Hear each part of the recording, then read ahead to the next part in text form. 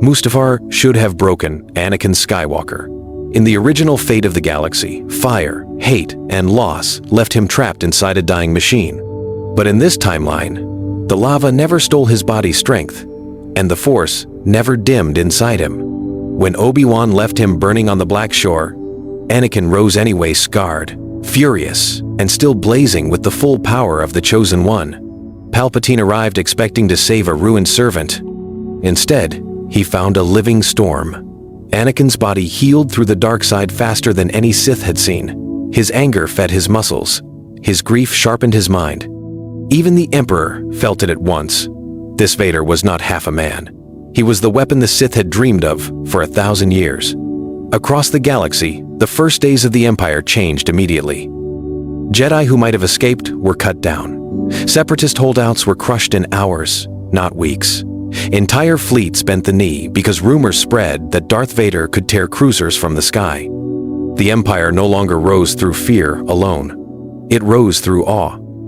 Yet beneath all that power, Anakin was not at peace. Padmé's death still haunted him. Her final words still echoed through the ruins of his soul. He told himself Obi-Wan had taken everything from him. He told himself the Jedi had forced his fall. But the more power he held, the harder it became to silence one terrible truth: he had chosen this path himself.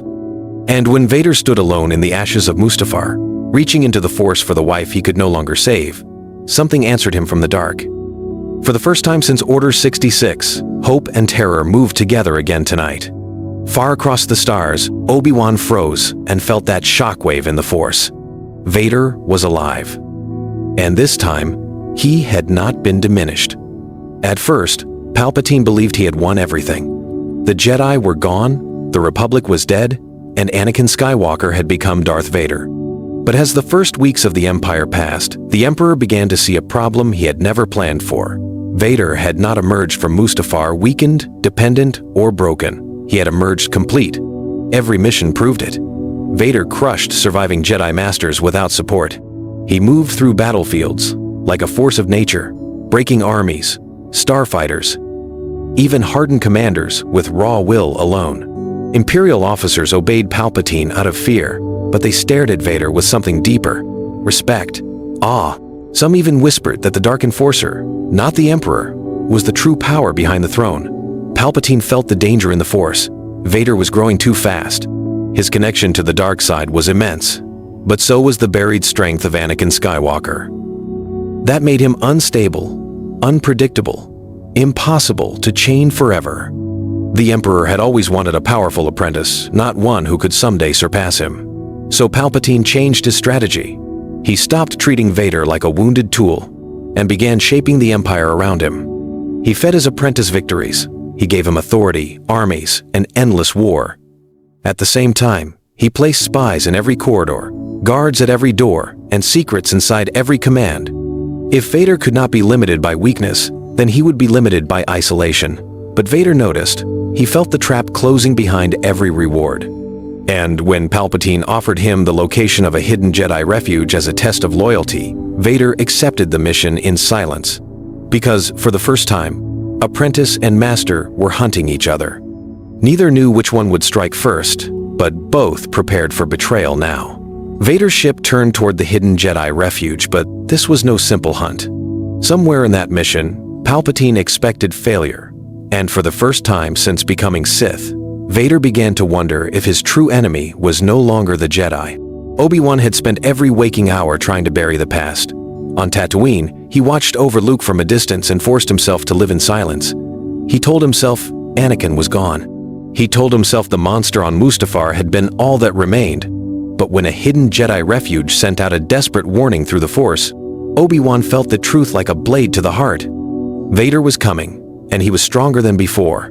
He reached the refuge too late to stop the first wave. Wrecked fighters burned across the canyon walls.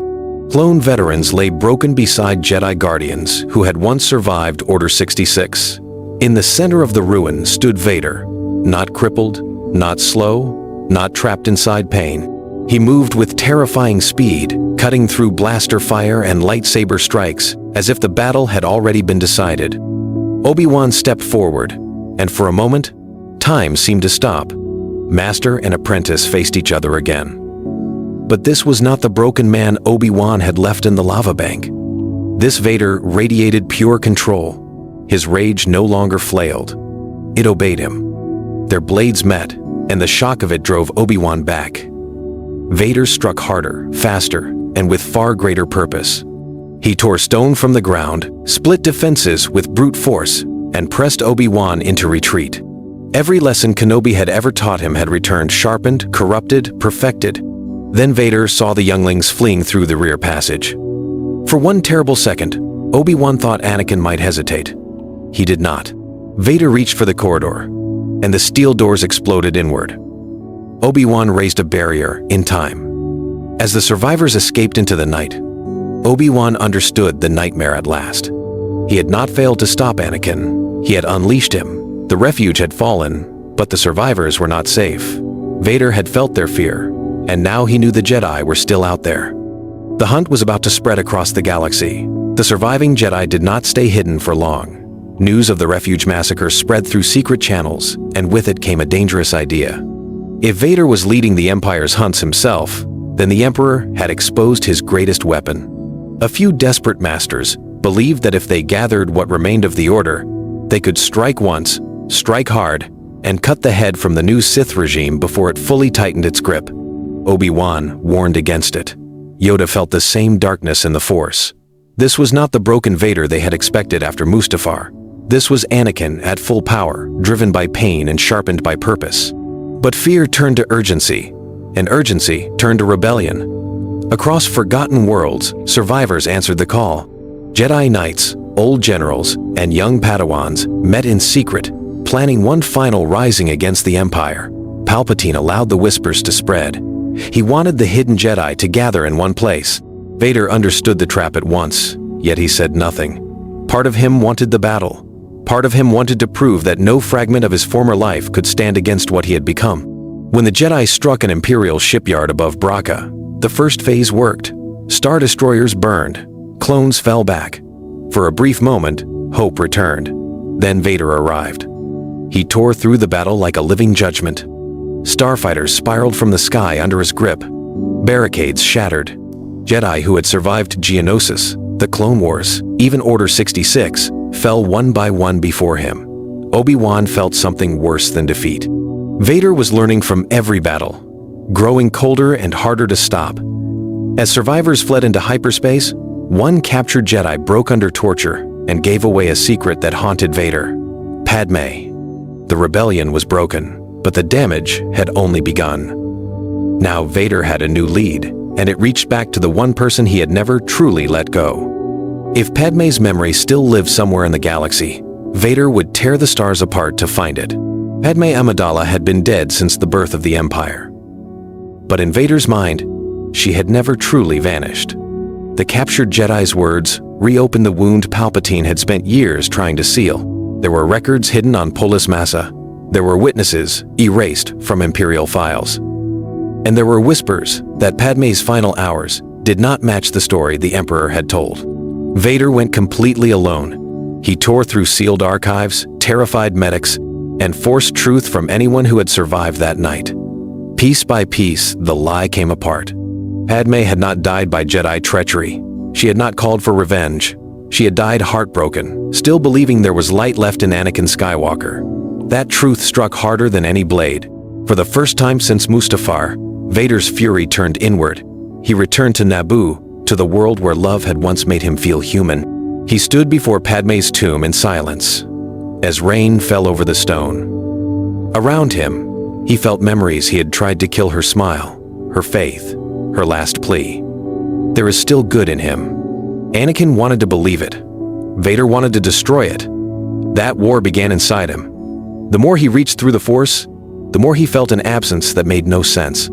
Padme was gone, yet something of her remained in the galaxy.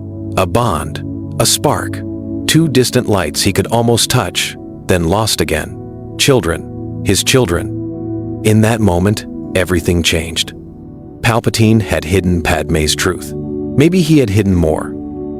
Maybe the Emperor had stolen not only his wife, but his future.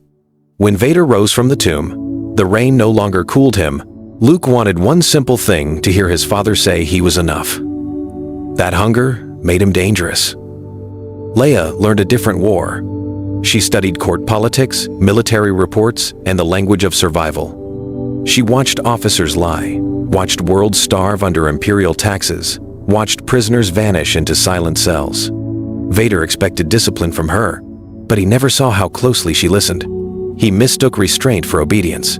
As the years passed, the twins became symbols of two futures. Luke stood beside Vader during public executions and fleet inspections, a young shadow wrapped in black. Leia stood in white at Senate ceremonies, calm and unreadable, while senators whispered that she carried their last chance. Then came the mission to Kashyyyk. Luke led the assault to crush a growing rebel cell. Leia was sent to negotiate surrender terms with local leaders. On the burning surface, she saw children running from walkers. In the smoke, Luke saw rebels with homemade bombs and heard their leader shout a word he had never known was forbidden: hope. For one long second, the twins looked at each other across the flames and understood the terrible truth. Their father had raised them for opposite purposes. And above them, Vader's shuttle descended, carrying judgment, secrets, and the next war. Vader's shuttle landed through the smoke of Kashyyyk like a blade falling from the sky. Luke expected praise for breaking the rebel lines. Leia expected another speech about order. Instead, Darth Vader walked between them in silence and looked at the burning forests, the dead Wookiees, and the frightened children hiding beneath shattered roots. For the first time, the Dark Lord did not sound like a conqueror. "This is not victory," he said. The words stunned them both. Far above, Imperial destroyers sealed the world in iron. Far below, the Force stirred like an old wound opening again that night.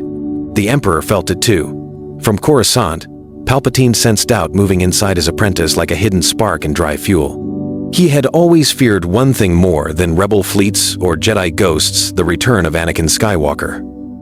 So he acted first. Orders spread across the Empire.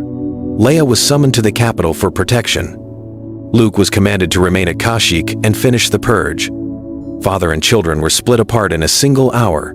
That was Palpatine's oldest trick: divide blood, sharpen fear, and make every choice feel like betrayal before the battle had even begun there. But Kashyyyk refused to die quietly. Rebel ships broke through the blockade, and among them came an old, impossible signal from the Clone Wars. It carried a Jedi code long believed lost. Vader heard it alone in his chamber and froze. The voice was scarred by time, but he knew it. Obi-Wan Kenobi had left a final message, hidden for the day Anakin's children stood at the edge of darkness. The recording did not beg. It did not accuse. It only said, "If you can still hear me, then there is still time to choose what they become before dawn." Luke did not receive messages. He received blood. Palpatine's agents arrived with elite guards and new orders: kill the rebel leader captured in the forest, prove himself worthy, and take command of Vader's campaign. The prisoner was not a general. It was an old woman, blind in one eye, wrapped in chains, still smiling through broken teeth. She told Luke she had known his mother. She said Padme once believed the galaxy could be saved without fear. Luke tried to ignore her, but each word struck harder than any blade. When he raised his saber, his hand would not move. On Coruscant, Leia learned Palpatine's plan the harder way. The Emperor welcomed her into his throne room with false warmth and showed her the future he intended to forge. He spoke of Luke as a future enforcer. He spoke of her as a future queen beside a new imperial order, cleansed of weakness, mercy, and memory. Then he revealed the final piece. Deep in the unknown regions, the Empire had built a fleet around ancient Sith machinery, weapons powered by kyber and ritual. Palpatine called it the Eclipse Armada. He meant to rule forever, or burn the Force itself trying. That night, Vader made his choice. He went first to Luke. In the prison camp, with alarms echoing through the trees, he found his son standing over the kneeling captive and saw the same storm that had once lived in him. "You want my approval," Vader said. "But if you follow the Emperor, you will lose yourself." Then he cut the prisoner free.